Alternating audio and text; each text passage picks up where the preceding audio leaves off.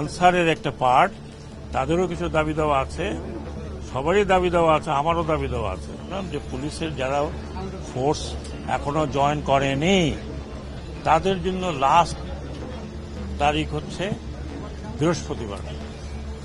বৃহস্পতিবার পর্যন্ত যদি আপনারা কেউ ফোর্সে জয়েন না করেন তাহলে আমি আইজিপি সাহেবের সাথে আলাপ করেছি, র্যাবের ডিজির সাথে আলাপ করেছি, মেট্রোপলিটন পুলিশ কমিশনারের সাথে আলাপ করেছি।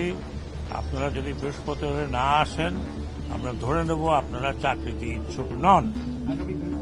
আগামী এই বৃহস্পতিবার, আগামীটা আবার কি, এই বৃহস্পতিবারের মধ্যে যে যার জায়গায় চলে যাবেন, ডিউটিতে থাকবেন। যা হয়ে গেছে সেটা অহেতুক কারোর গায়ে কেউ হাত দেবেন না।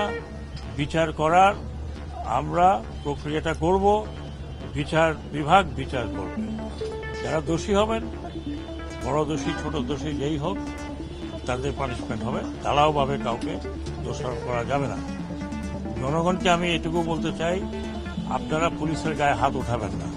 কারণ আপনারা এখন দেখছেন আপনারা নিজেরাই সাফার করছেন। আমি রাতে আমার কাছে টেলিফোন আসে, অমুক জায়গায় ডাকাতি হয়েছে। আমি বললাম যে আল্লাহ আল্লাহ করো, আর কিছু করার নেই। কি করার আছে? যে ডাকাতি হয় সেখানে যদি পুলিশ না থাকে কি করবে? আপনারা দয়া করে, আমি এইমাত্র পুলিশদের যারা ইনজিওর্ড ছিল তাদেরকে দেখে আসছি, যতদূর আমাদের করার সম্ভব আমরা করব। যদি বৃহস্পতিবারের মধ্যে আপনারা জয়েন করেন, এটা আমার নাম্বার 1 প্রায়োরিটি। 2 নম্বর প্রায়োরিটি, একটু আগে দেখলাম যে রাস্তা বন্ধ করে দিয়েছেন আনসারের একটা পার্ট, তাদেরও কিছু দাবি দেওয়া আছে, সবারই দাবি দেওয়া আছে, আমারও দাবি দেওয়া আছে।